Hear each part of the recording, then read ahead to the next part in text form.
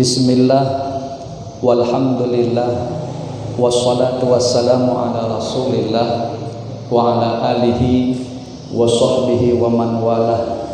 Allahumma salli wa sallim ala sayyidina Muhammadin miftahi babi rahmatillah adada ma fi ilmillah, salatan wa salaman daimaini bidawami mulkillah wa ala alihi wa sahbihi adada kulli dzaratin alfa marrah wa la hawla wa la quwwata illa billah, amma ba'da. Para asatidz yang sama-sama kita muliakan, bapak-bapak, ibu-ibu, hadirin dan hadirat rahimakumullah. Menyambung daripada kajian pelajaran kita, yaitu kitab mengenal Al-Asmaul Husna, susunan daripada Al-Mukarram Kiai Haji Muhammad Bakhit bin Syekh Ahmad Mughni rahimahumullah ta'ala wa nafa'ana bi ulumihim wa anwarihim wa asrarihim fid dharain, amin. Bismillahirrahmanirrahim. Adapun yang keempat daripada perkara batin yang akan bisa memudahkan kita supaya kita mampu melaksanakan qiyamul lail atau salat tahajud, yaitu cinta kepada Allah Ta'ala dan Rasulnya. Nah, ini kan kalau kita hubungkan dengan kajian kita sebelumnya untuk memudahkan supaya kita bisa bangun malam atau melaksanakan qiyamul lail, tahajud. Kemarin disebutkan ada beberapa terapi ya, atau tips. Nah, 4 yang dikerjakan secara zahir dan 4 yang dikerjakan secara batin, dan itu sudah kita kupas pada pertemuan yang telah lewat. Namun yang terakhir kemarin, yang keempat secara batin, pas itu habis waktunya. Jadi yang keempat adalah cinta kepada Allah dan Rasulnya. Artinya ketika di dalam hati kita betul-betul memiliki perasaan yang kuat, rasa cinta yang sesungguhnya kepada Allah dan Rasulnya, dan kita sidik itu jujur gitu ya. Kecintaan kepada Allah dan Rasulnya itu kita jujur, bukan sekedar pengakuan belaka. Nah, ketika kita, dari mana buktinya? Kita tentu akan menomorsatukan Allah dan Rasulnya dalam segala urusan. Kita menghadapi apa saja masih akan kita kembalikan Allah ridha, Rasul ridha, Allah senang, Rasul senang. Maka asal itu yang kita dahulukan dengan sejujur-jujurnya, itu tandanya kita benar cintanya kepada Allah dan Rasul. Nah, ketika perasaan itu timbul, fa insyaallah bihaulillah wa quwwatih, kita akan dimudahkan oleh Allah Subhanahu wa taala untuk bisa melaksanakan qiyamul lail. Kemudian adapun yang kedua yang mesti kita waris dari orang-orang solih, yaitu ahwal mereka. Nah, kan kita masih membincangkan nama Allah Al-Warithu, Allah yang maha mewarisi.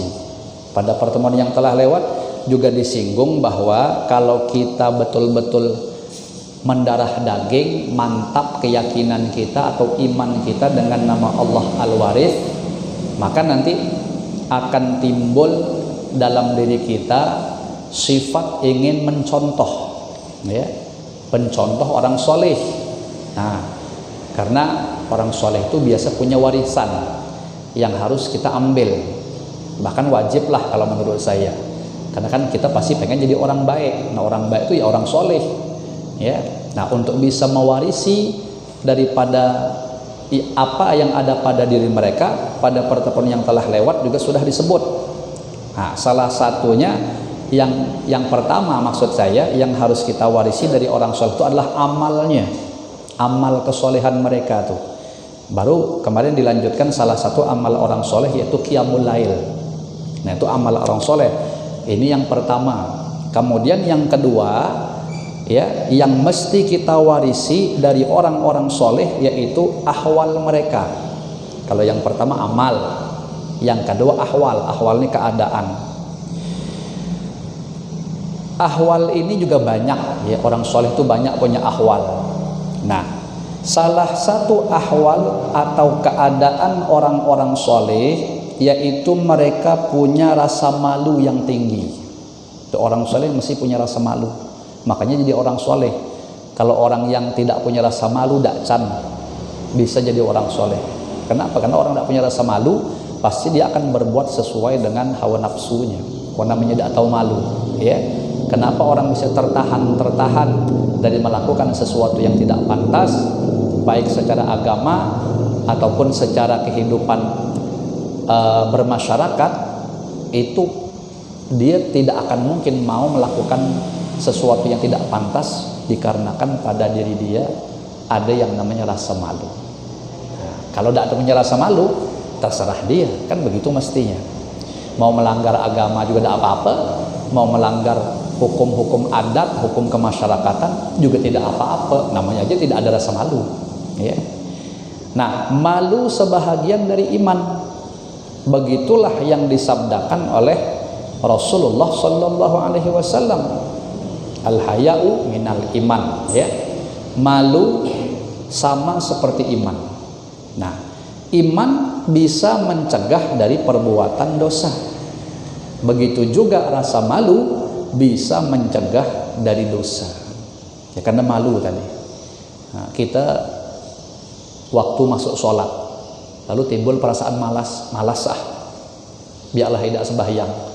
Nah, awal-awal waktu nih, lalu kita kayak merenung gitu, aduh, kok bisa ya aku tidak sembahyang nih, padahal Allah yang ngasih aku harta, Allah yang ngasih aku sehat, Allah yang ngasih aku pekerjaan, Allah yang ngasih aku rumah. Nah, banyaknya Allah nih baik sama aku, masa Allah cuma minta aku menghadap sehari semalam 5 kali, ya sebentar cuman, kalau dipaksa-paksakan paling 10 menit, anggaplah sama wuduknya 20 menit, segitu cuman yang Allah sediakan waktu 24 jam. Allah minta sekarang setengah jam lah dilawaskan, ya masa aku tidak mau, malulah kalau gitu. Nah, timbul tuh malulah kalau gitu. Akhirnya walaupun tadi kayak dan ikhlas, tidak apa-apa, tetap dia pergi ke belakang, berwudu, langsung dia sholat. Padahal tadi sebelumnya ada kepinginan untuk tidak sholat. Lalu kenapa dia tetap melakukan sholat?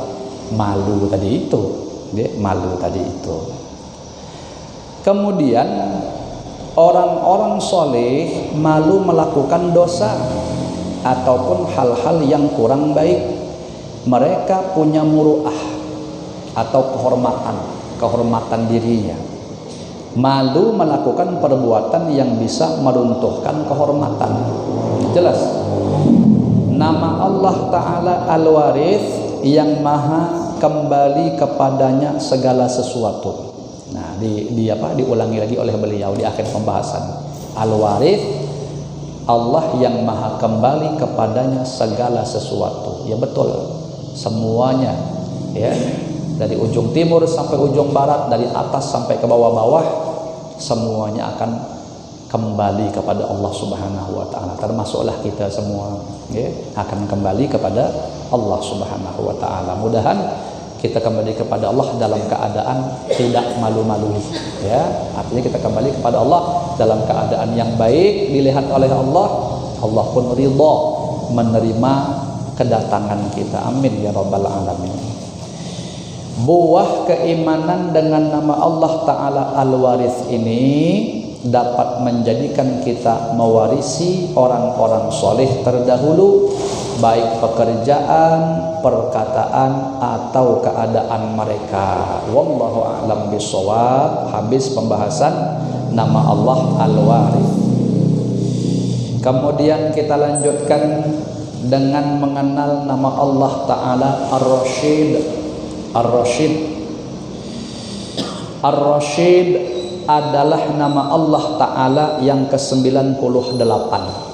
Nah, tinggal 2 lagi habis, ya. Ar-Rasyid artinya yang maha cerdik dan pandai. Allah maha cerdik, Allah maha pandai. Maksudnya dialah Tuhan yang teratur dan tersusun rapi segala rancangan-rancangannya atas jalan yang benar, dari ketiadaan isyarat orang lain, orang yang mengisyaratkan, dan ketiadaan petunjuk orang yang memberi petunjuk. Nah, sekali lagi, jadi maksud nama Allah Ar-Rasyid adalah dialah Tuhan yang maha teratur dan tersusun rapi segala rancangan-rancangannya atas jalan yang benar. Dari ketiadaan isyarat, orang yang mengisyaratkan, artinya tidak ada apa yang Allah rancang itu harus didahului dengan isyarat orang, tidak ada, atau melalui petunjuk-petunjuk siapa kayak begitu ya yang akan nunjuki Allah Subhanahu wa taala, tidak mungkin. Itu artinya Allah melakukan itu sendiri, ya. Nah, Allah taala yang namanya Ar-Rasyid sangat tersusun rapi segala aturan-aturannya dan segala ciptaannya tanpa ada saran atau petunjuk dari siapapun. Nah, Ar-Rasyid maha cerdik, maha pandai. Tidak ada yang diperbuatnya yang sia-sia. Nah, kalau kita kan mengolah sesuatu itu kadang bisa aja luput, ya, bisa aja tersalah atau terkurang kayak, ya, terkurang kerjaan kita, rancangan kita. Mestinya kayak gini, rupanya meleset dikit lah. Ada bahasa gitu. Kalau Allah mana mau meleset dikit, tetap sempurna sebagaimana yang Allah inginkan. Nah, tidak ada yang dilarang atau yang diperintahkannya yang tidak mengandung arti atau makna serta hikmah. Kenapa? Ya Allah cerdik. Semua yang diciptakan Allah Ta'ala itu ada mengandung rahasia dan hikmah. Dan begitu juga apa yang dilarang atau diperintahkannya. Yang diciptakan, yang dilarang, yang diperintahkan, semuanya tersusun rapi. Itu pun semua mengandung hikmah, kebaikan kepada mereka yang mau taat kepadanya. Nah, dalam masalah hukum, setiap kali Allah Ta'ala yang maha cerdik pandai menghukumkan sesuatu, pasti di dalamnya mengandung kebaikan kepada kita. Karena Allah banyak menerapkan peraturan kepada kita. Peraturan Allah tuh ada yang perintah isinya, perintah juga nanti ada yang wajib, ada yang sunnah. Begitu juga Allah menerapkan peraturan kepada kita, ada larangan. Larangan juga ada yang haram, ada yang makruh, ya. Nah, itu contohnya aja begitu ya. Semua tuh kalau kita mau betul-betul memikirkan dengan seksama, betul-betul melakukan semacam perenungan yang tinggi, yang dalam, kita masih akan menemukan pada akhirnya semua peraturan Allah tuh ujung-ujungnya baik untuk kita, baik isinya perintah ataupun larangan, ya. Contohnya seperti dia melarang zina. Allah melarang kita berzina, padahal kita kan kepengen betul tuh, ya. Sebabnya karena satu, untuk membedakan antara manusia dan binatang. Nah, kalau zina diperbolehkan, kekurang lebih aja kita sama binatang, ya, tidak ada aturan begitu, bebas melampiaskan hawa nafsu. Jadi supaya kita jangan sama, ya dilarang sama Allah. Walaupun perangkat keinginan nafsu serta alat ada pada diri kita. Nah, yang kedua, perzinahan membuat rusak keturunan, jelas, ya. Apabila keturunan rusak, satu keluarga akan rusak. Apabila keluarga rusak, maka masyarakat akan rusak. Kalau masyarakat rusak, akhirnya bangsa jadi rusak. Nah, tidak payah-payah kaum Sodom, ya, satu kumpulan masyarakat di zaman Nabi Lut. Nah, karena sudah membiasakan diri melakukan perzinahan, melakukan homoseksual, hancur, memang betul rusak seberataan jadinya. Nah, itu diantara rahasia hikmah, diantara sekian banyak rahasia. Ini baru yang disebut beliau tuh sebahagian aja, ya. Yang tersembunyi mengapa Allah Ta'ala mengharamkan perzinahan. Nah, dalam masalah penciptaan dan perbuatan, nampak betapa cerdik dan pandai Allah Ta'ala menata ciptaannya. Kecerdikan atau kepandaian Allah Ta'ala semakin hari semakin tampak, jelas, zahir, ya. Kita melihat dan menyaksikan manusia sekarang sangat cerdik dan pandai membuat sesuatu. Nah, itu menunjukkan bahwa yang menciptakan manusia itu sangat cerdik dan pandai. Ditemukannya apa?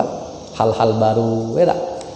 HP, internet, apalagi banyak banget, semua dalam tempo yang sebentar saja. Kadang main bulannya sudah tipe-tipe terbaru keluar. Kendaraan, banyaklah segala macam. Itu temuan-temuan manusia. Emang dia bisa buat dewek apa? Ya, semua itu tidak lain dan tidak bukan adalah kudrat iradatnya Allah Subhanahu wa Ta'ala. Nah, jadi seakan-akan temuan-temuan manusia itu mewakili, ya, daripada mazhar, susah saya menjelaskan, menampakkan sifat rasyidnya Allah Subhanahu wa Ta'ala. Entah zaman cucu kita nanti, entah apalagi sesuatu yang baru, ya. Dulu waktu saya SD, SMP belum ada HP. Seingat saya HP itu timbul, seingat saya pas saya di aliyah di pondok sekitar tahun 2000-an, seingat saya. Andaikan belum pun paling setahun 2 tahun lah selisihnya. Nah, HP cepet itu. Nah, yang tahu kan itu cuman bisa nelpon aja sama SMS. Akhirnya sekarang sudah bisa main internet segala macam.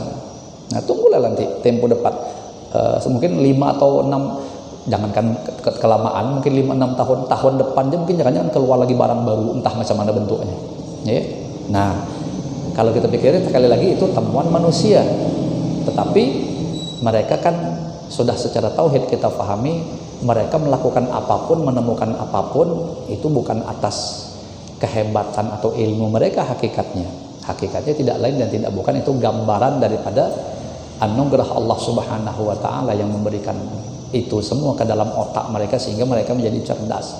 Siapa ar-rasyid sebenarnya? Tidak lain dan tidak bukan adalah Allah Subhanahu wa Ta'ala. Jangan-jangan nanti ditemukan mesin teleportasi. Untuk sementara ini belum ada, ya, yang bisa memindahkan orang dari satu tempat ke tempat lain. Nah, contohnya seperti lacinya Doraemon. Nah, jangan-jangan nanti ditemukan tuh mesin teleportasi. Kalau sekarang kita ke Jambi butuh waktu 2,5 jam, jangan-jangan nanti dibuka agen teleportasi, masuk pintu udah sampai di Jambi. Jangan-jangan gitu, ya. Nah, jangan-jangan, ya, barangkali aja begitu. Apakah itu mustahil? Kenapa tidak? Sedangkan wali aja punya keramat bisa melesat dalam tempo yang cepat, ya kan? Nah, kan wali itu keramatnya mirip seperti kejadian-kejadian zaman sekarang.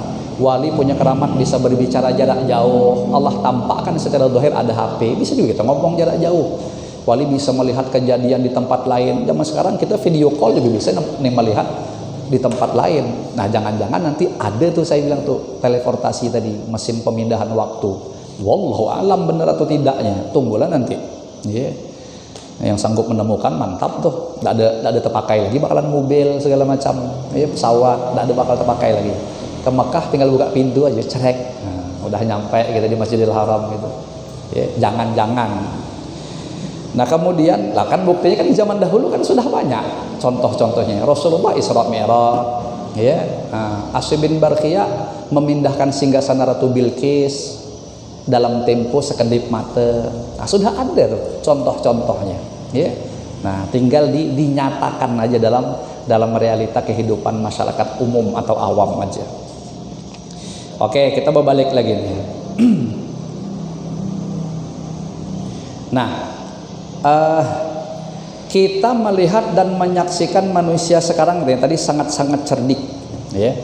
Nah, cerdik dan pandai membuat sesuatu itu menunjukkan bahwa yang menciptakan manusia itu sangat cerdik dan pandai. Allah Subhanahu wa Ta'ala maksudnya. Jadi setiap kali kita melihat orang yang cerdik pandai, maka kita ingat betapa cerdik pandainya Tuhan yang menciptakan si cerdik pandai tadi. Nah, kalau manusia terkagum-kagum kita dengan kejeniusannya. Kalau dalam bidang agama sekarang, macam mana cerdik pandainya Ustadz Abdul Somad, dia termasuk kagum saya. Beliau kan bidangnya hadis. Wah, kalau sudah nyebut hadis tuh payahlah bilang kan. Ya. Ada lagi kalau yang hafal Quran seperti Ustaz Adi Hidayat, ayat bla bla bla bla, nomor sekian, letak sekian, miring saya aja pening. Ngingat itu aja pening sudah. Beliau nyaman banget. Ya, iya kan ya. Nah, coba kalau nonton ceramah dulu, masya Allah, saya bilang ini luar biasa. Ada yang kembar tuh, yang hafal Quran kembar 2 beradik masih kecil itu. Kagum juga saya. Bacakan ayat paling atas sekali, serompak bacanya. Oke, mundurkan 10 halaman, yang atas sekali macam mana bunyinya, langsung lebih hebat, cerdas dari komputer lagi. Ya, oke, baca atas sekali, sekarang turunkan 3 baris dari atas. Gitu aja ingat. Ya macam mana dalam hati saya otak dia nih. Jadi seakan-akan naikkan lagi tambah 20 halaman, dicepat mah 20 halaman. Langsung. Apa ayat yang paling bawah? Oke, kalau sudah dapat itu surat apa? Langsung ditambah, tidak ada meleset. Masya Allah karena ini sama cerdik juga dengan siapa namanya yang orang India tuh, Dr. Zakir Naik. Masya Allah itu kalau sudah itu malah lintas agama lagi. Ya, kitab ini halaman segini, ayat ini, kitab orang lain dihafal. Nah, awal Al-Quran sebiji aja udah hafal. Ya, ini kitab orang yang dihafal, kitab Quran tidak usah ditanya lagi. Nah, itu artinya kita berpikir langkah hebatnya manusia nih. Oh, tunggu sebentar. Seakan-akan Allah pengen ngajak ngobrol sama kita. Oke, tajamkan basirah kau. Siapa kata Allah yang menciptakan itu? Nah, itu intinya ke situ. Seakan-akan Allah bilang lebih hebat aku lagi. Kenapa? Itu cuman makhluk. Ya, aku bisa mematikan mereka, bisa bikin error otak mereka sehingga lupa semuanya. Nah, aku lebih cerdik kata Allah daripada itu. Nah, itu makhluk. Kita bisa bayangkan bagaimana lagi dengan junjungan kita Rasulullah Shallallahu Alaihi Wasallam. Sangat luar biasa. Ya. Nah, kemudian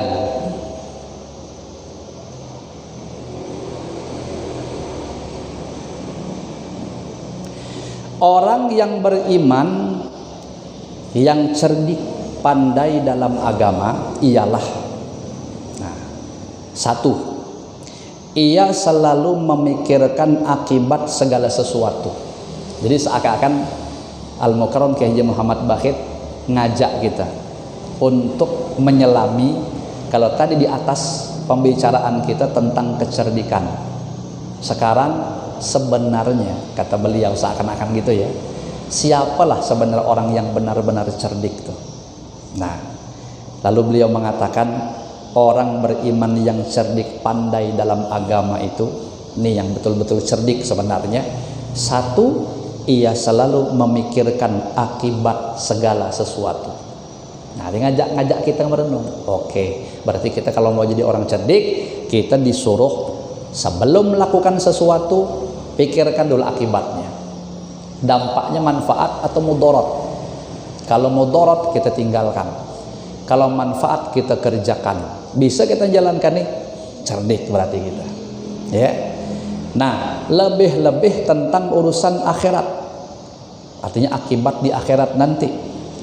Orang yang tidak memikirkan akibat, orang itu dalam agama tidak dianggap sebagai orang yang cerdik pandai.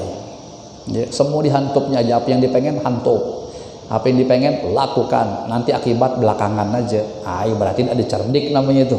Ya, sekalipun ia cerdik pandai dalam urusan dunia atau membikin sesuatu.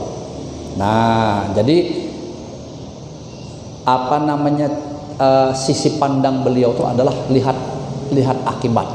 Itu yang cerdik. Nah, masalah mau titel terserah. Walaupun tidak ada betitel gelar dunia depan belakang, ya tidak ada profesor doktor segala macam, itu yang di depan kan, yang belakang segala macam lah. Walaupun tidak ada itu, tapi setiap kali ada sesuatu pikirkan akibatnya, manfaat, lajulah situ. Cerdik berarti. Tapi kalau orang bergelar depan belakang tadi, tapi tidak tahu mikir akibat segala sesuatu, berarti bungol, bahasa kasarnya begitu. Ya bukan orang yang cerdik. Nah, kemudian kita mau pergi ke dokter karena kita memikirkan akibat. Nah, kita ini mau datangin dokter karena kita memikirkan akibat. Kadang menunggu antrian, kan paling malas betul kalau sudah bahasa nunggu antrian. Ya. Dulu waktu setengah tahun dah ya, ayah abah saya sakit waktu itu. Jadi apa namanya, saya tidak tahu kan, saya tidak pernah ke rumah sakit. Jadi disuruh untuk mengambil kartu antrian tuh. Rupanya habis sembahyang subuh sudah ada ngantri di rumah sakit tuh. Masya Allah, saya itu saya pikir sudah dapat itu, sudah mau diperiksa, belum. Nanti jam 7 datang lagi diperiksa, nanti tunggu lagi dokternya kapan datangnya. Ngembeknya habis sembahyang subuh. Ujung-ujungnya kalau tidak salah dokternya datang tengah hari. Wah, coba bayangkan, paling kuler ngantri ini. Ya, tapi tetap kita akan melakukan itu. Kenapa? Karena kita tahu akibatnya kita bakal diperiksa yang ujung-ujung untuk mendapatkan kesehatan, ya, kesembuhan dari penyakit kita. Jadi harus berkorban seperti itu. Kemudian masuk ruangan kita disuntiknya pula, ya, disakiti lagi seakan-akan, ya. Bahkan bisa diamputasi atau dioperasi. Kemudian kita bayar pula dengan mahal dan berterima kasih kepada dokter. Nah, timbul pertanyaan, kenapa kita mau demikian? Ya, diperlakukan seperti itu. Nah, itu karena memandang akibat, yaitu mengharap sembuh dari penyakit. Nah, karena kita tahu akibatnya adalah kita akan mendapatkan kesembuhan.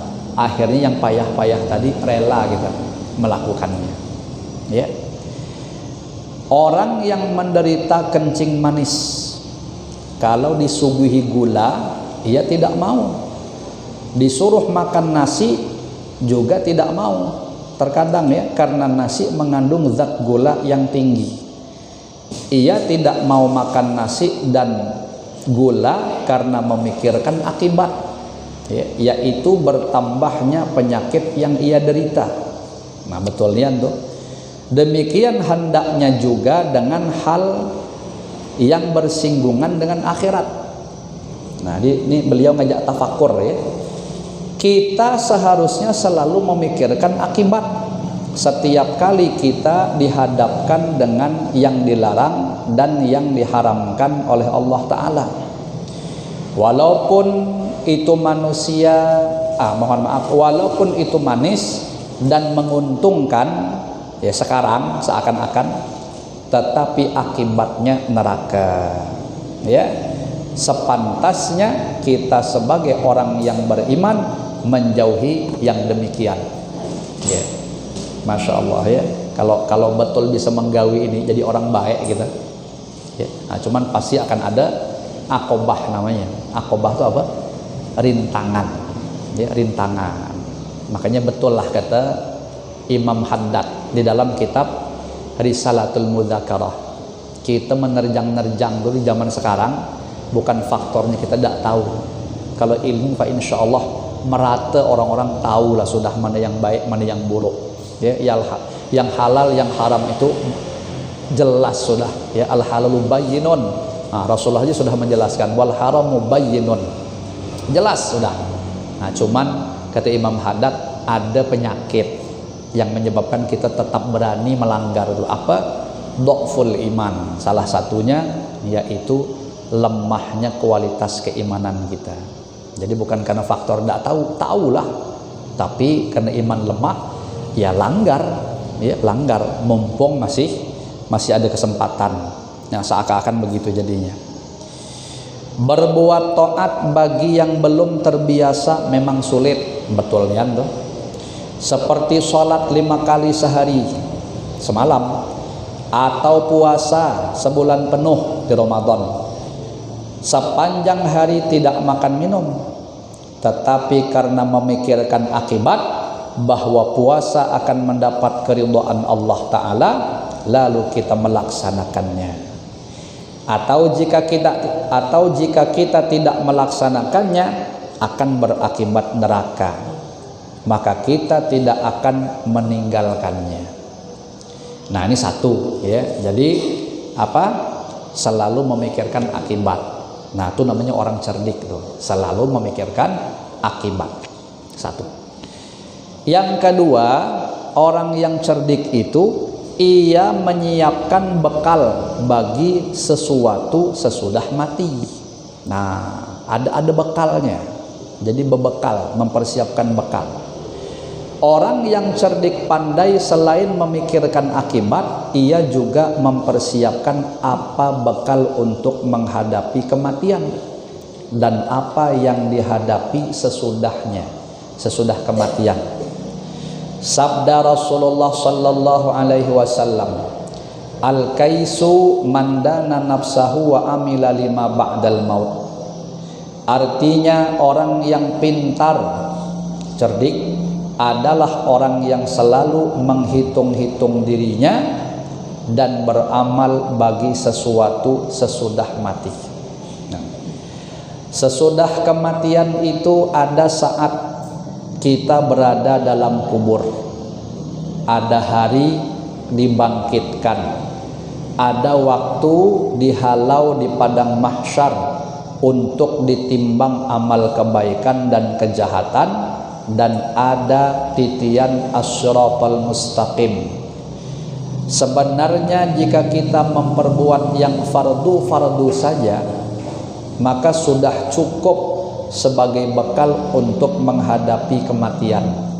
Nah, andaikan kita ini bermain yang wajib aja, tidak ada sama sekali tidak ada yang bermain sunatnya, itu sebenarnya sudah cukup, ya. Tapi ya betul-betul terjaga, tidak ada satu keparduan pun yang lepas.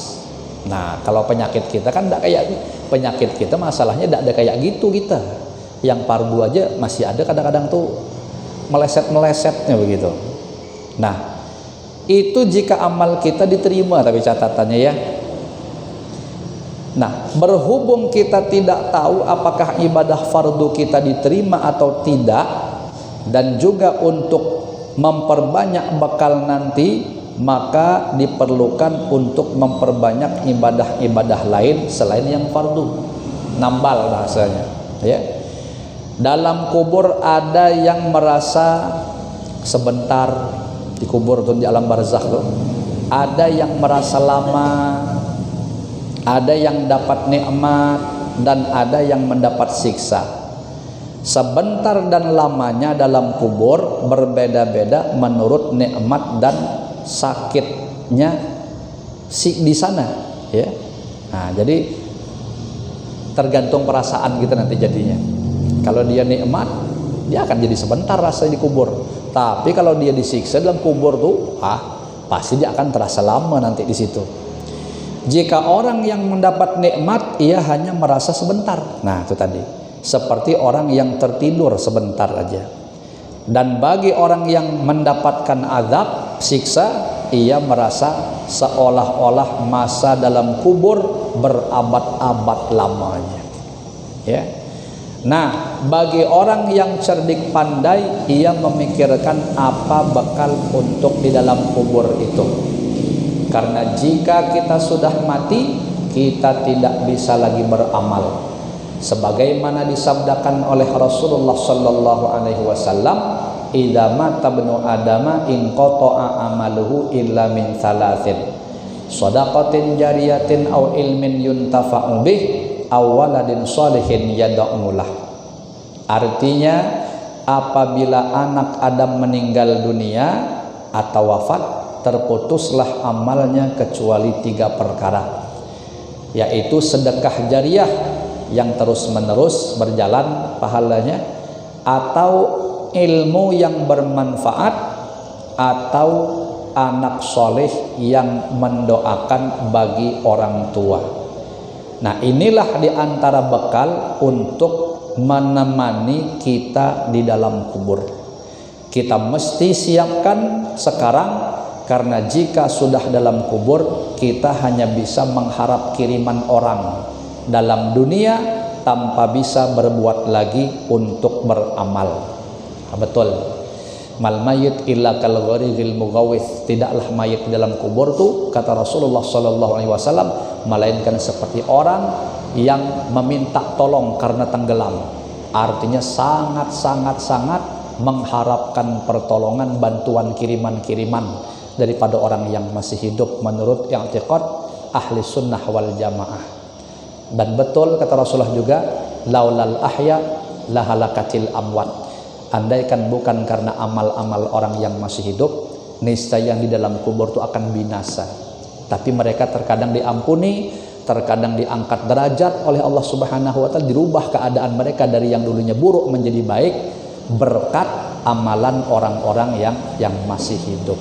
Nah, itu mumpung sekarang kita pada posisi masih hidup, kita banyak-banyak aja berbekal, ya. Mudahan itu bisa kita lakukan. Amin ya rabbal alamin. Wallahu a'lam bissawab. Pas waktunya, mudah-mudahan yang kita kaji seada-adanya ini dulu dijadikan oleh Allah Subhanahu wa taala menjadi ilmu nafi', manfaat, berkah dunia akhirat untuk kita semua. Amin ya rabbal alamin. Ala hadhihi niyatu ala man nawahu aslafuna salihun wa likulli niyatin salihah wa ila hadratin nabi sallallahu alaihi wa ala alihi wa sahbihi wa baraka wa sallam. Al-Fatihah. A'udzu billahi minasy syaithanir rajim. Bismillahirrahmanirrahim. Alhamdulillahi rabbil alamin arrahmanir rahim maliki yaumiddin.